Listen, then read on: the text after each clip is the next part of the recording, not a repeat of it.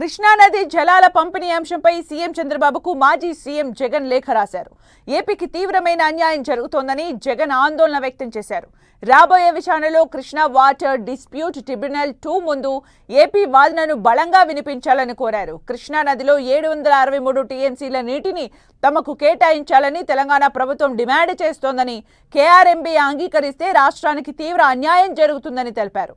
AP ప్రభుత్వం ఇప్పుడు KWDT 2 ముందు తన తుది వాదనల్ని సమర్పించి అన్యాయమైన పునర్విభజనను నిరోధించాలని లేఖలో రాసుకొచ్చారు జగన్.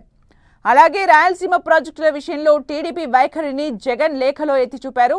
1996లో ఉమ్మడి ఆంధ్రప్రదేశ్కు ముఖ్యమంత్రిగా మాత్రమే కాకుండా యునైటెడ్ ఫ్రంట్ కన్వీనర్గా చంద్రబాబు పనిచేశారని గుర్తు చేశారు జగన్. ఆ సమయంలోనే ఆల్మట్టి ఆనకట్ట ఎత్తును 519.6 మీటర్ల నుంచి 524.25 మీటర్లకు పెంచే పనులు ప్రారంభమయ్యాయని అన్నారు.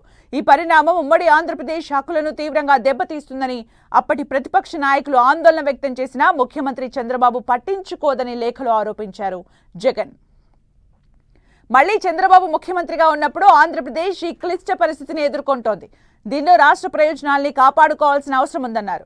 ఈ కీలక సమయంలో టీడీపీ సంకీర్ణ ప్రభుత్వం రాష్ట్రంపై నిబద్ధతను చూపించాలన్నారు.